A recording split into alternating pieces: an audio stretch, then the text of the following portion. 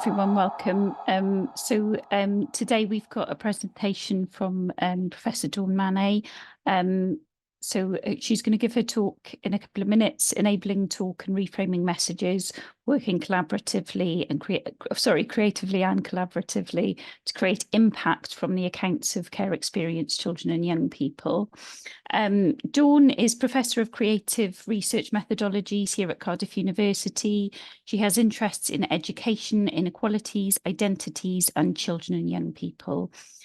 Dawn is committed to working creatively with communities to produce multimodal data and disseminate the messages from research findings in innovative and accessible ways to increase the potential for social, educational, and policy change and to support informed practice.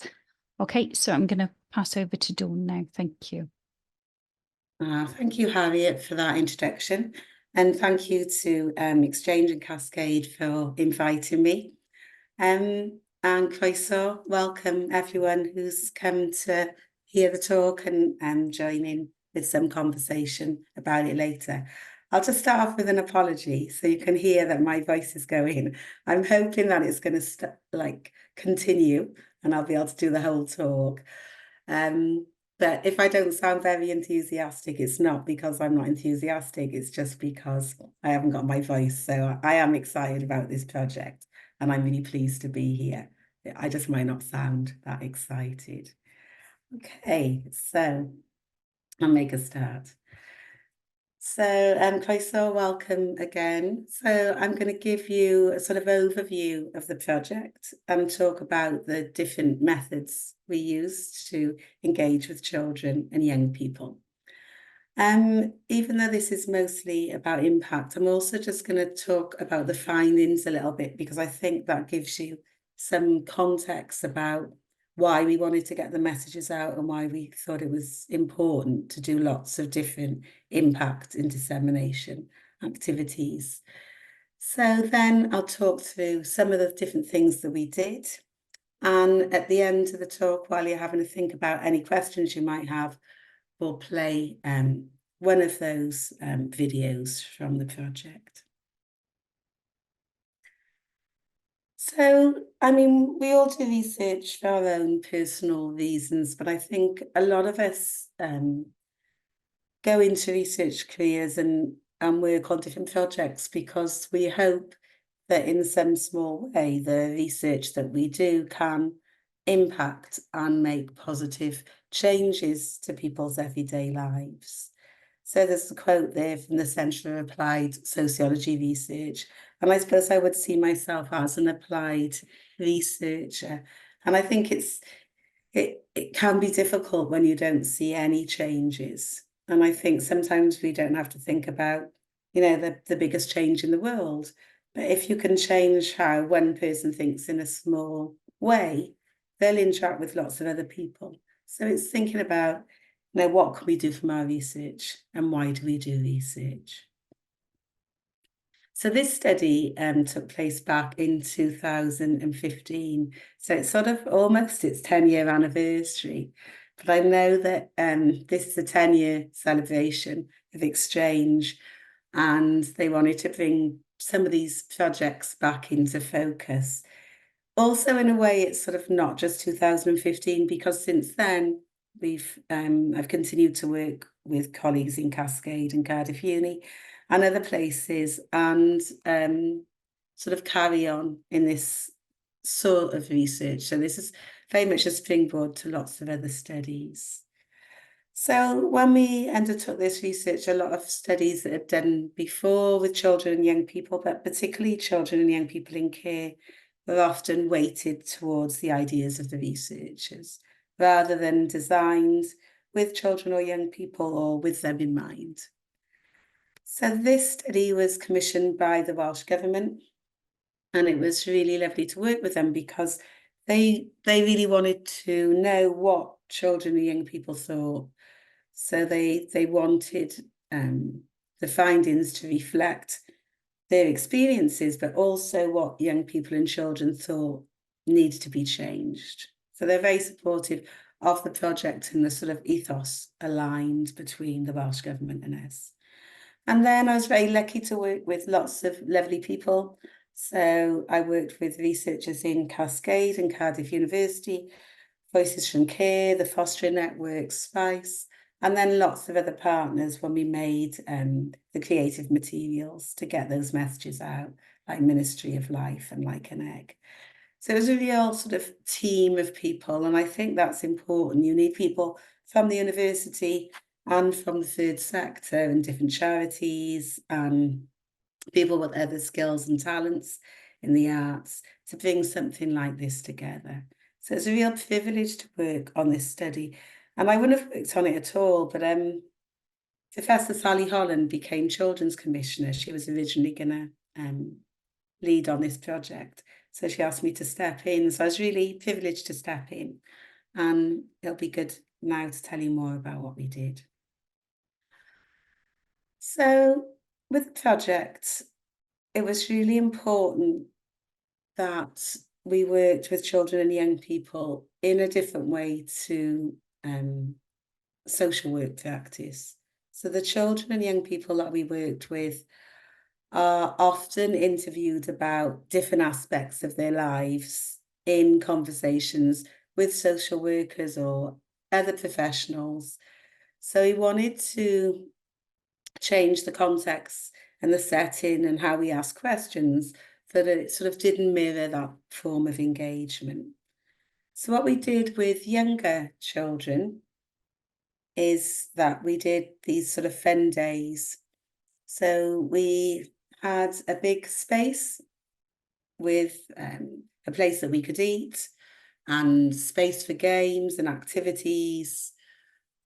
So we did lots of things on these days. So we did things like bag making, jewellery making, T-shirt making, clay work, badge making. So we had all these different activities going on that children could join in with. And importantly, they could take things home with them that they'd made. So they made and personalised lots of different things. And then as part of those whole days together, if children were interested in taking part in the research, we had like a line and they could peg their, like a sort of washing line. And they could peg their name on. And if they pegged their name on, they'd be involved in a research activity. And if they didn't peg their name on, they could still do everything else. So there wasn't any pressure to take part. And children like these days so much that some came to more than one just to be part of the day and have fun, which really spoke a lot about more funding being needed for these sort of days. So a lot of children like being with other children who were in foster care or other types of care, so that they didn't have to give a sort of backstory that was different to other children, like they did when they joined other activities.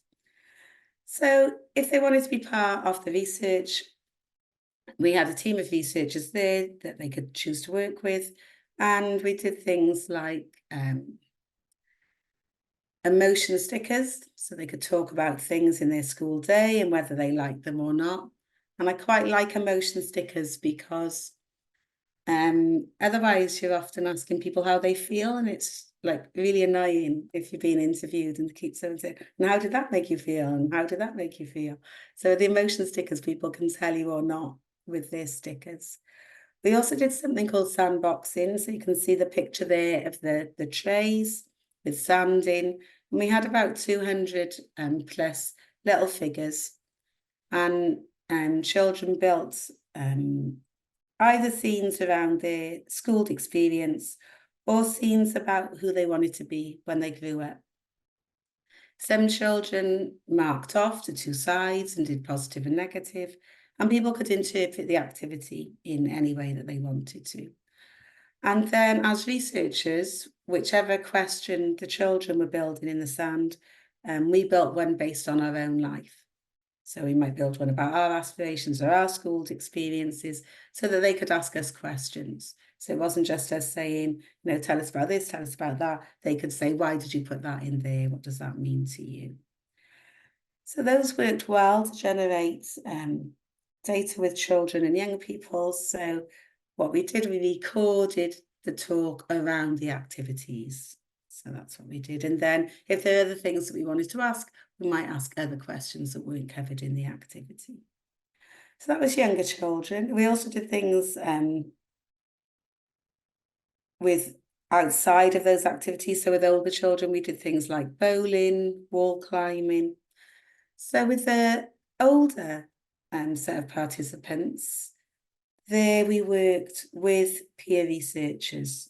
So Cascade have been working for a long time in partnership with Voices from Care, and young people in Voices from Care have trained in research methods. So they come into Cardiff University and they do sessions around ethics and interviewing and focus groups. So these care experienced young people then aren't just experts by experience, but they have some expertise or some knowledge of research methods. So Cascade Voices help advise Cascade on what research they think needs to be done. So, for example, Louise Roberts did a big project about care leavers whose children go into care. And that came directly from people in Voices from Care asking for that study to be done. So they help studies in numerous ways. And in this study, they helped us with the design of our focus group activities. They led some of the focus groups as co-researchers. So it was a sort of focus group model with design input from young people in Voices from Care. So hopefully this gives you a sort of gist of what we did. So as I said earlier, it was really important for us to take this approach to move away from a sort of social work interview. And we wanted to do something that wasn't simply ticking boxes in terms of it being participatory. So there's participatory research is used a lot, this idea of participatory, but it's a sort of scale or continuum. So when we say something's participatory, often it's only partially participatory. So we did get some design input from young people, but the children didn't design the activities that we did with them. They were designed by the researchers. So it wasn't fully participatory, but we tried to involve children and young people as much as we could. We thought that the visual activities were really good, as they have been in previous research with Helen Lomax, to empower people to lead and direct the conversations. So because they made these sound scenes, they could decide where to start. So they could say, I'm starting with this figure and I put this in because this means. The really good thing as well about sandboxing is that if people change their minds about the figures, they're all a metaphor.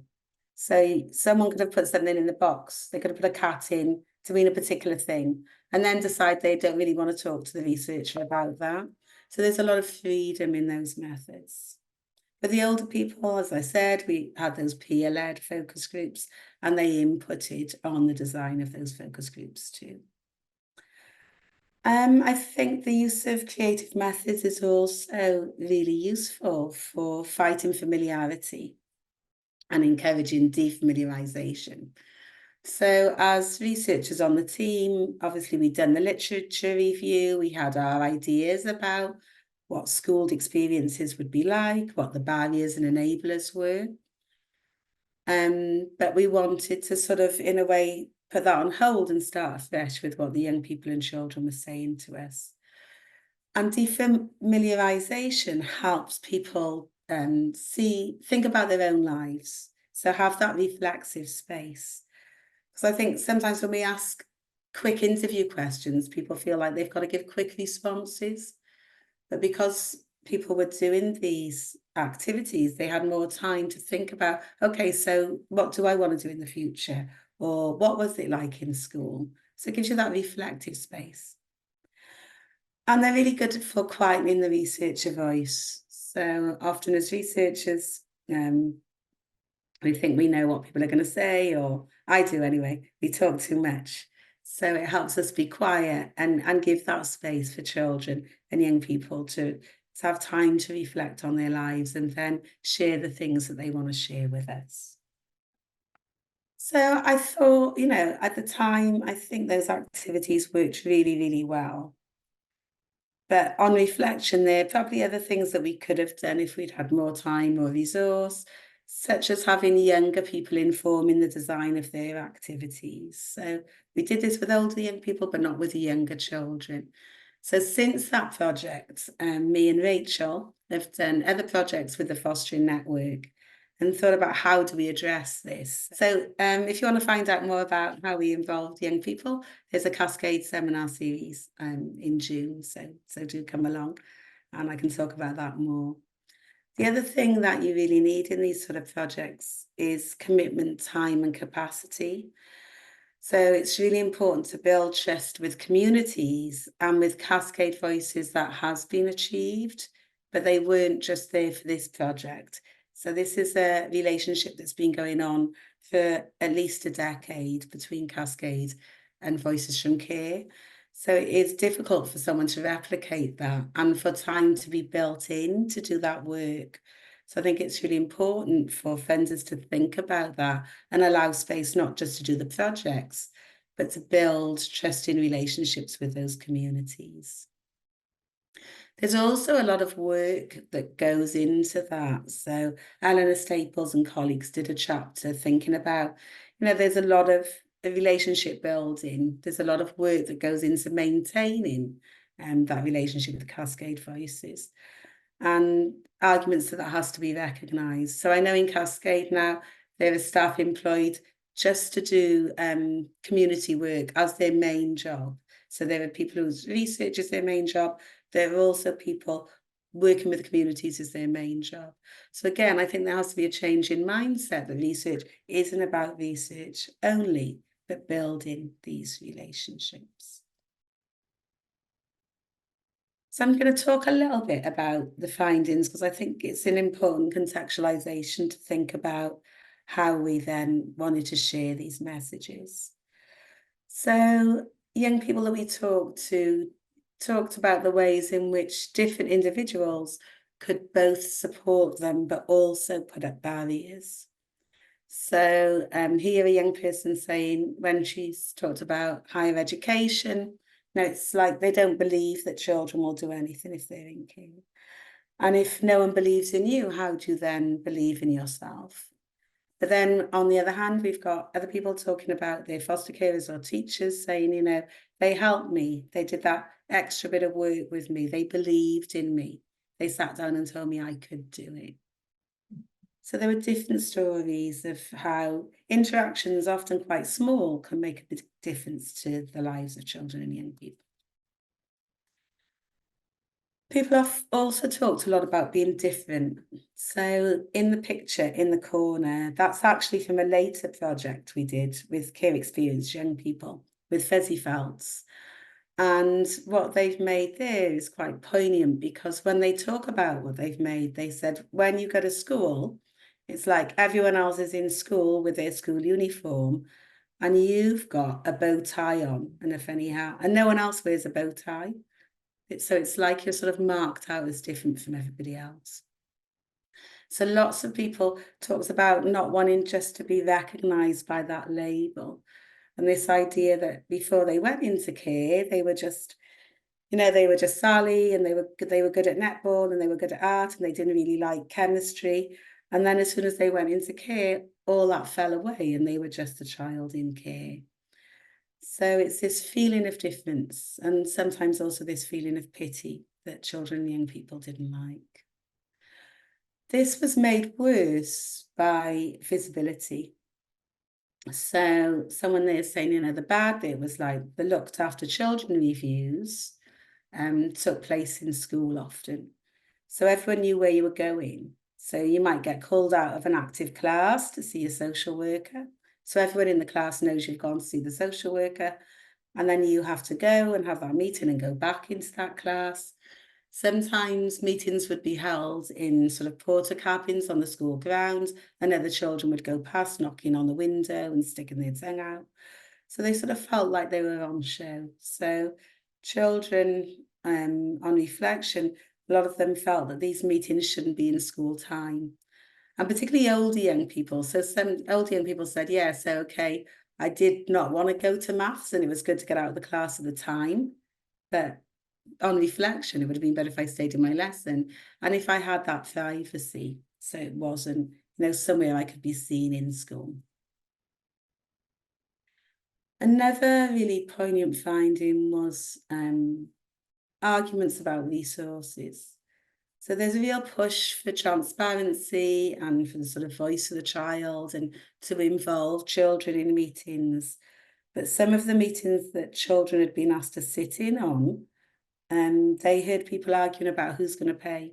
So who's going to pay for the best pass? Who's going to pay for the trainers? Well, we paid for it last time. We think your authority to do it. Children don't want to hear those sorts of arguments. So they found that very, very difficult. They also talked a lot about what happened in school and how they got treated very differently once they went into care. And for some children and young people, going into care afforded them much more stability. So they said they were struggling with their education much more when they weren't in care because they were in more chaotic circumstances. But there was an assumption that their lives would be more difficult now that they were in care than they were before. So people talked about being moved down sets and being let off. And again, a lot of the old people said, that's great at the time, when everyone else is like, got to do their homework and they say, oh, it's okay, you don't have to do it. But there's unintended consequences from this position of leniency. So care experienced children, and particularly young people, the old young people said, the teachers that were good were the ones that encouraged them and said, okay, come on, let's get you back into lessons. You can do those GCSEs. You can do a little bit more. Try and do some of this homework. So that's the findings. And before talking about the dissemination of the findings, I wanted to reflect a little bit on the lit review. So as part of this study, we also did a big literature review of what research was out there. And the really sad thing then when we did our study was that we didn't really find anything new. So if you look at the findings of our study, they're not startling or they're not new, they're not different. They're the same sort of things that people have found before. So lots and lots of good research has been done, but it's not necessarily making a difference to policy or everyday practice in social work or in education.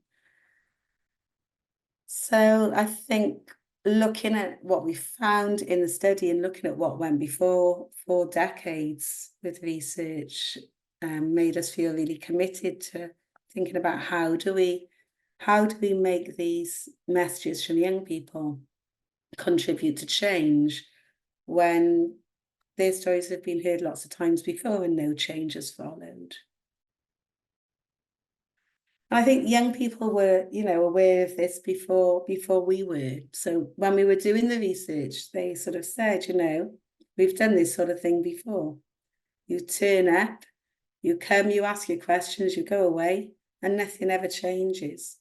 So some of the older young people said they only came to the sessions because they wanted to meet people like them who live locally. So they weren't really interested in the research because they didn't believe that research makes a difference anymore, but they came for their own reasons. So there's this whole conceptualization of the research, filling their bags with all the data, running off, never to be seen again. And Mike Ward talks about this as sort of research as a vampire. So these researchers that go, suck all the blood out of everyone and go off to have their own careers. And then what do you say to those young people? So what will happen after? So you're going to say, there'll be a dissemination strategy and I'll publish some articles and my line manager will be really happy with me and say, you're good now, Dawn. Look at you getting your articles. I hope they're 3 or 4 star. So, there's often lots of gains for the researchers in projects or for the institution, but what are the gains for the people that take part? And how do we try and shift that?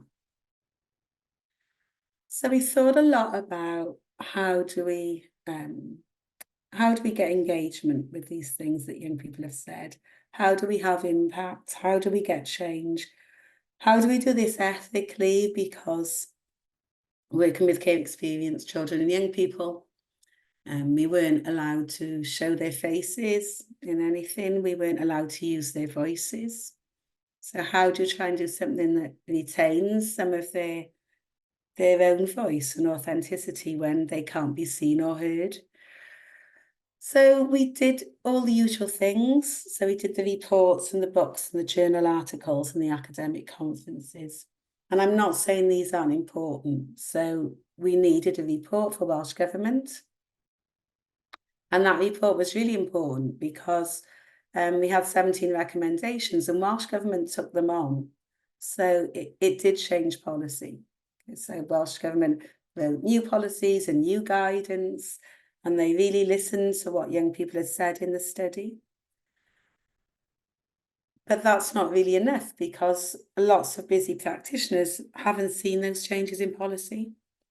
So on the ground, policy might change, but if practice doesn't change, those policy changes don't get through. And then books and journal articles, they're useful, but often people on the ground can't read them. So if you're in a university, you've got university libraries. If you're a practitioner, you're not going to pay £45 to read one journal article. So those things are often inaccessible. The same thing with academic conferences. So we just thought about what other things are we going to do? So how can we negotiate change? How can we reach people on the ground? So those people that are going to be your future teachers and your future social workers, or your current teachers, current social workers, foster carers. What are the other options? Where do we go from here? So a thing that actually helped with this project was doing an impact case study.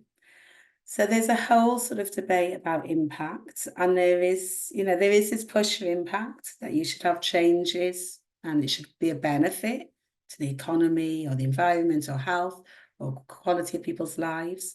So impact is a good thing, but there are also arguments it puts another pressure on researchers to tick another box. So researchers, you need to, if you're a lecturer as well, you need to do excellent teaching and excellent research and excellent publications, but also excellent impact. But in this project, and for me, the impact agenda offered lots of opportunities and funding. And without that funding, we wouldn't have been able to make the multimodal materials that we did to reach people in different ways. So, as well as journal articles and books and all the sort of things you'd expect to come from a project, we had lots and lots of different outputs. And we tried different things, and some things work and some things don't. And some things work in different ways. So you can see here that there's some posters. So if we think back to the findings, the poster with the handcuff and the label is all about that labelling, those young people saying, you know what, we're not just a number, we're a person. And we're not lack. So looked after children is often shortened to lack. So you have people saying, yeah, I've got a lack at 10 o'clock, or children in need, often shortened to sin. So people are being called sins or lack. So young people rejected that label and wanted to be seen as individuals. The other picture with the basketball is about aspirations. So the children and young people that we work with did have high aspirations, but they felt that other people didn't believe in them. So all the young children wanted to be astronauts and doctors and vets, but older young people noticed that other adults around them didn't believe in them, and this impacted on their aspirations. So these posts, we had lots of posters made and lots of little postcards, and people put them up in their offices. So they went up on the wall to remind people that they're going out to see people, not just numbers or not just the lack child.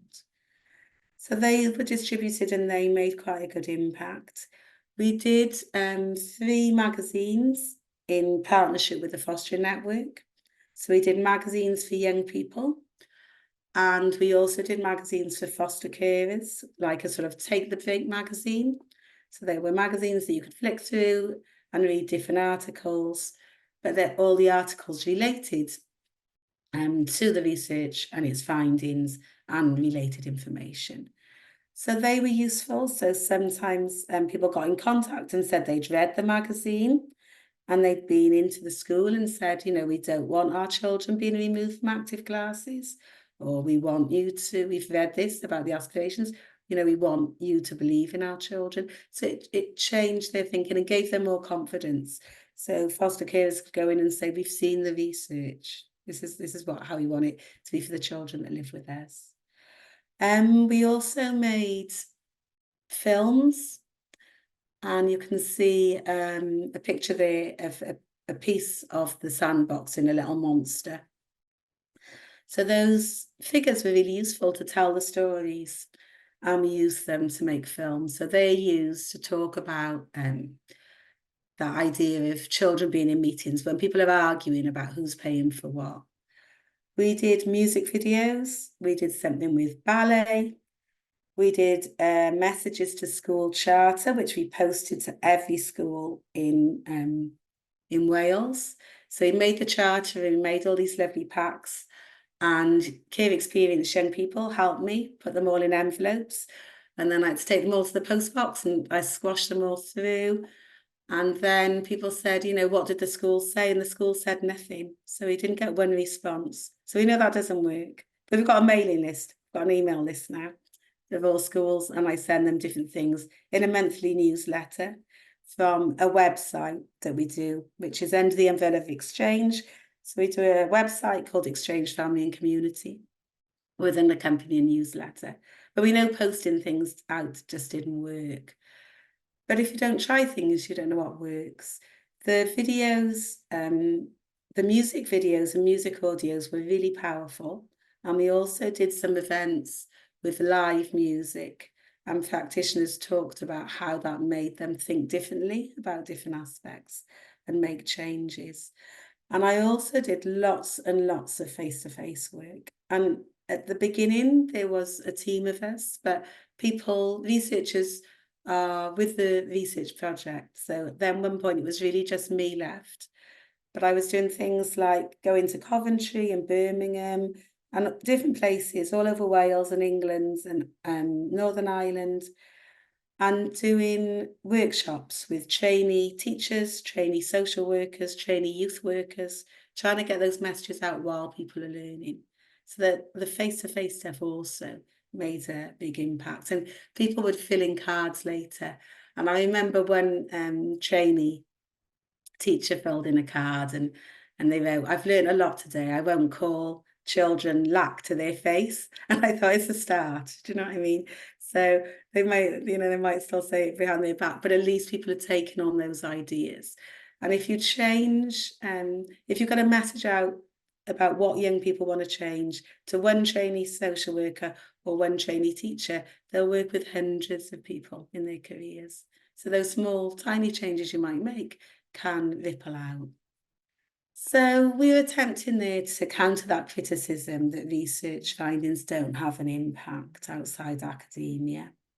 And we tried all these different things, and we couldn't recreate the tone and emphasis and depth of meaning of the children and young people. So it is a re-representation of what they said.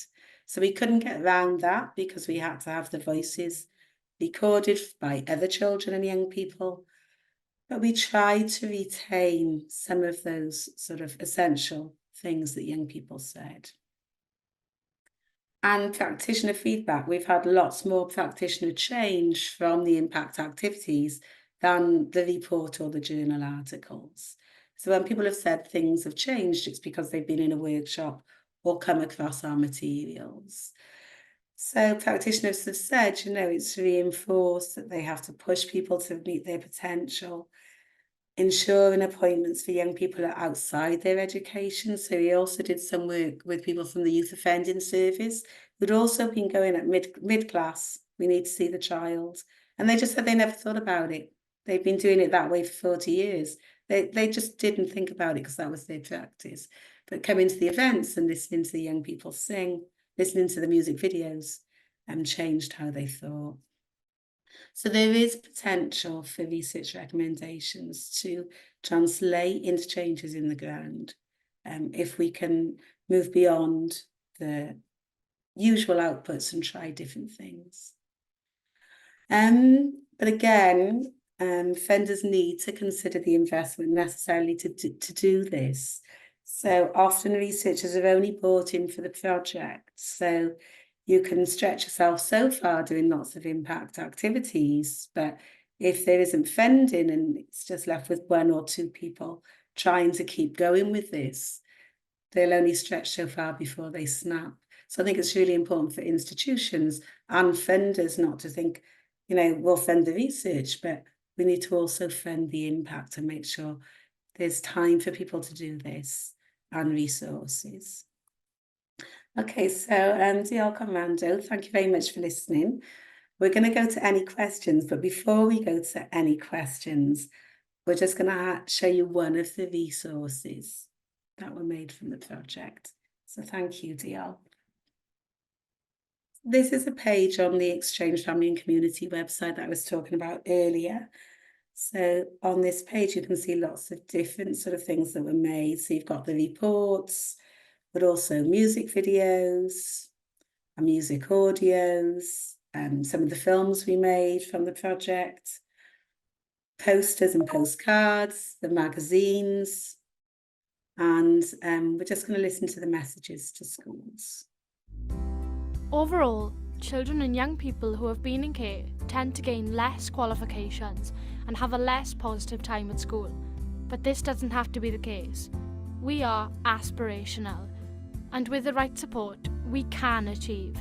There are some simple things that schools could do to help us. These are our messages to schools. Just because we're looked after doesn't mean we feel any different to other students. We just live with other people. We want to be treated the same as everyone else, not made to feel different or made to stand out. But too often, they say they won't treat us different when they do. Don't draw attention by singling us out in class. We don't want to be taken out of lessons for meetings or have meetings where others can see. Respect people's privacy. Meetings about care should not take place in school hours. My school time is my learning time. To understand young people, schools just need to listen to young people. We want to have a voice in decisions about our education. Being looked after doesn't mean we can't achieve. We want teachers to have high expectations for us, believe in us, and support us to realise our aspirations. Don't use my looked after status as a reason not to push me. I want you to push me to reach my full potential.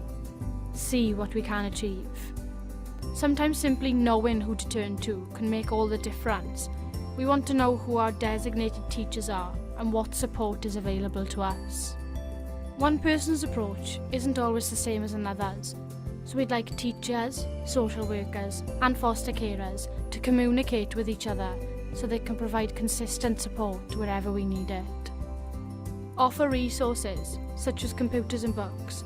Make sure we have access to technology and other materials that can help us with our education. We want to be seen as individuals.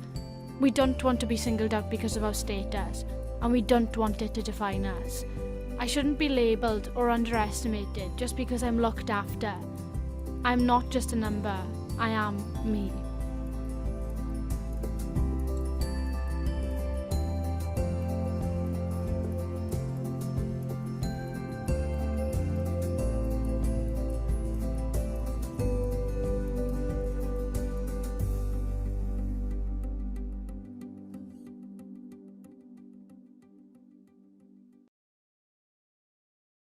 Okay, great. Thanks so much for your presentation, Dawn. That was really inspiring, but also sort of quite a challenging lesson as a researcher as well. I'm just going to I'm going to read out one of the questions in the chat and then see if we've got any other raised hands.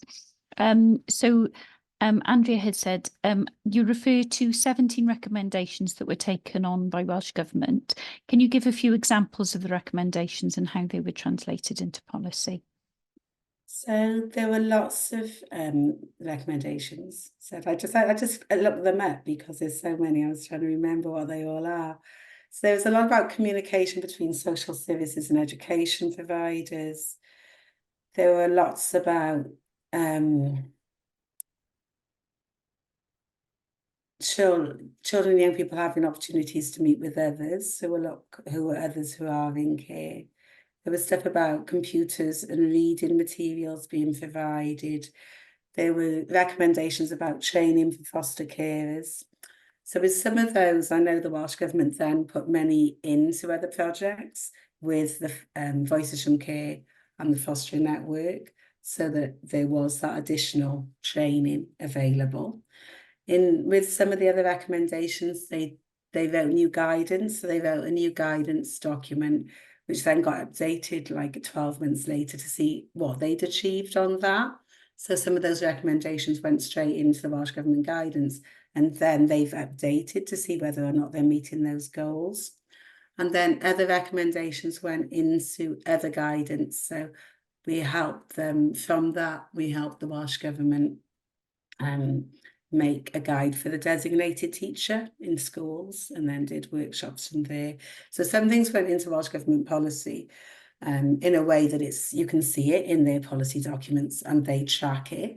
And other things, Welsh Government put in funding with organisations like the Fostering Network and Voices from Care. So they were handled in different ways. So I hope that answers your question. Sorry, I can't see. Oh, we've got one raised hand. Can I pass over to Andrea quickly, and then I'll go to the other question. Hi, Andrea. Yeah, thank you, Dawn. My name's Andrea O'Shea. I work with the 4Cs, which is the Children's Commissioning Consortium Cymru. So part of my role is to lead on the Young Commissioners programme. So that was really interesting to hear what you've done with your recommendations, because I think that's really important, isn't it? All the work that we do with the children and young people, it's really important that we take it to that next stage, isn't it? And it does really policies, procedures within a variety of organisations. So it was really good to hear how your recommendations went on to influence other areas. So thank you for that. Thank you. Okay, I've got another question. It would be interesting to hear a little bit more about how you funded the various creative activities and accessed filmmaking, graphic design, editorial web design and other creative expertise. Brilliant. Yeah, so this was where I was really fortunate. And that's what I was saying about the ref impact. So, which you can't access ref impact money if you're not attached to a university. And you also have to have published journal articles, otherwise you can't get it. So that's a lot of the money came from ref impact money. The original films that we made, though, came from Welsh Government. And I think because I was on the project quite early and I worked a lot with Maria Boffey and the Fostering Network, we were able to think, we were already thinking to some extent. And I think a lot of that was Maria's work, because Maria in the Fostering Network has been making these magazines for a long time for young people and with young people, importantly, not just for young people. So we already got money from Welsh Government to have one magazine that would go to all young people in foster care in Wales, and to have 4 of the short films made. So there was original funding from the Welsh Government, and we worked, the Fostering Network have been doing magazines for years, so that always goes smoothly, and we've done 3 magazines in total. The filmmakers, it was great. They were really, really professional and really good filmmakers, but it is interesting when you work with artists. So because we had to train children in schools, so people from Voices from Care who weren't in the research did the voices of the young people in our initial film. So that was great because they had experiences that resonated with the experience of the participants. So I felt they captured the tone and emphasis. For the younger children, we had to train children in schools to be able to act. And the filmmakers wanted everyone, they wanted the children who spoke and received pronunciation, which is like the Queen's English. I wouldn't have been in, you can't hear my Cardiff accent today because my voice is going. But I was just like, no, we need like a diversity of voices. But they were thinking about clarity. So as artists, as filmmakers, they're thinking about clarity. So that was those ones. And then the funding came mostly on impact money. So we kept looking out and I kept applying. I think I've had 4 rounds of doing these applications. And again, it was really good, but it was just, you are working with artists, and you can have barriers. So we worked with Like an Egg, who've made some lovely films. We worked with Ministry of Life. We worked with 2 different artists doing posters, and the one artist also worked with young children in older young people in designing the posters, and we were working closely with the data. And they made a poster which made social workers look like evil dog beasts. So I was just like, we're working with social workers. Social workers aren't evil entities. They're just people who want to do a good job under pressure. And the artist said that I was being disrespectful to what some of the young people had said. So there's that whole debate, because some young people had said they hate their social workers, but that doesn't mean all social workers are bad. So it is like, you see the finished projects, but it is very much a process. And like, in retrospect, there's things we would have done differently. But I think overall, because we tried everything and we were willing to listen and adapt, and I think importantly, the young people liked what was produced, because if they hadn't liked it, we would have had to pull it. So, and that's what people sort of always say, what if the young people don't like it? Or what would you have done if they didn't? And if they didn't like it, we would have had to pull the materials. Oh, that's really interesting. Thank you. That's so one more question in the chat. Were you able to capture the views of a range of age groups in terms of messages younger children might want to get across, as well as the older people? Yeah, I think it was from I think age 7 was our youngest. Okay. Our youngest child. So, I mean, I think you can work with younger children, but I think we'd have had to do it in a lot more careful time, and have more funding and more time and more consideration. So I was saying earlier that me and Rachel are going to talk about some work we did about designing activities with children to work in the way that they want to tell their stories. So I think you can work with younger children again, but you have to have that time to do it. Okay, I've got another question come through now from Sarah. How much admin support did you have by the end of the project, and did you have any during the Ref Impact funding part? Okay, so I don't know, I'm going to record the webinar, but I had loads of admin support from Cascade, to be fair. I'm like the plague. I'm like, oh, there's a boil on this side that won't go away, because I'm not even in Cascade. I'm just like a little sort of silent resident. I'm in the School of Social Science, but not in Cascade Research Centre. But Cascade administrative staff have been amazing, and they helped me so much with this. I'm like really rubbish with figures and finance, and I wouldn't have been able to do it without their support. So I had a lot of support with finance and admin, so I'm really grateful for that. I had less support with the doing of it, because, to be fair, lots of researchers did help me out at the beginning, but their time is brought out by other projects. So as much as they wanted to help, they had other commitments. So a lot of the workshops and the running around, and where I did have some help, a lot of it I did on my own. The Ref Impact case study is just another. I think maybe that if you're thinking of doing one, maybe email me. It just took ages. You do have support, but it's like you write the case up, and then it gets sent to reviewers, and they tell you to make changes, and then it goes to a whole set of different reviewers who want what you took out last time. It's really, really small document, but it takes hours and hours of labour. So I'll just say that for now. It's really useful to know. Thank you. I was just wondering if you could talk a little bit about the defamiliarisation thing, because that's not something I'm sort of very familiar with. Yeah.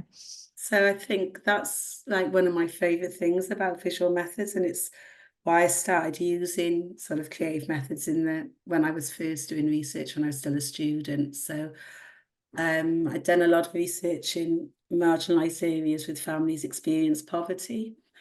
And one of the areas that I worked in, I'd also lived there. So you think you know everything, like I think I know everything about it. And then the participants think you know everything. So in the first study I did, it was interviews. So they'd say something about a school or somewhere, and then I'd be like, oh yeah, my cousin went there, and I just like bet in. Or they'd be saying something and I'd be quiet, and they'd be like, well, you know this anyway, so like, why are you even asking me? So it's this real like issue of me being over familiar with the place and needing a way to step back and let people tell their stories. So in that study, people took photographs and made collages and did other activities, but it sort of put the ball back in their court. So instead of me going in with a list of questions that I thought were the important things, they had the freedom to direct the research. So that's the fine familiarity for me as a researcher. And then the defamiliarization was for them, because when you do a quick interview and someone said, oh, because I've been interviewed, and when they go, I'm always like, oh, I could have said this and this. You're so busy trying to give a quick response. But if you make something about your life, like a collage, participants would say, I was flicking through the newspaper, looking for like pictures, and then I came across this, and I didn't realize the extent to which this was an issue, or in your life. So it's having that quality time to think through things instead of having to, so that's a defamiliarization. Okay. Space for reflectivity. Okay, so they're sort of seeing their lives in a way that they haven't necessarily in a been slower used to way. thinking about it. Okay. You're so busy rushing around living your life, you don't get a chance to think about it in that slower way. Okay, that sounds really valuable. Thank you. And the other thing I was wondering about is just a very sort of standard thing about kind of representativeness, because I really like that idea that they could go in and do the creative activities and not have to take part in the research, but then it's hard to know the extent to which the people who are volunteering are the same sorts of, people who generally tend to be female, those sorts of things. Yeah, I mean, we didn't, with the children's days, we didn't have a lot of children who didn't want to take part. So I think that was, there wasn't like a particular age range or a particular characteristic, but I think in this research, sort of the wider research as it's gone on, so the young people, they're engaged, young people generally. So it's very difficult to get other young people who aren't engaged. So a lot of young people are engaged with different charities and different organisations, and this is how they come through. So it's much more difficult to make communications with young people who aren't doing something else. And I think it's the same with foster carers. So lots of projects where we've interviewed foster carers, but they're the engaged foster carers. Yeah. So they're already engaged with activities with the foster network. So it's always a huge issue, really. Okay, I've got one question from Alison Smale. So our experience with the young commissioners is that we do tell them that you don't have to be involved if you don't want, but the majority really do contribute and get involved, even if they don't say that they want to at first. Okay, I think it's coming up to 2 now, so we'll wrap up. Just to say thank you again so much for such a sort of challenging and thought-provoking talk.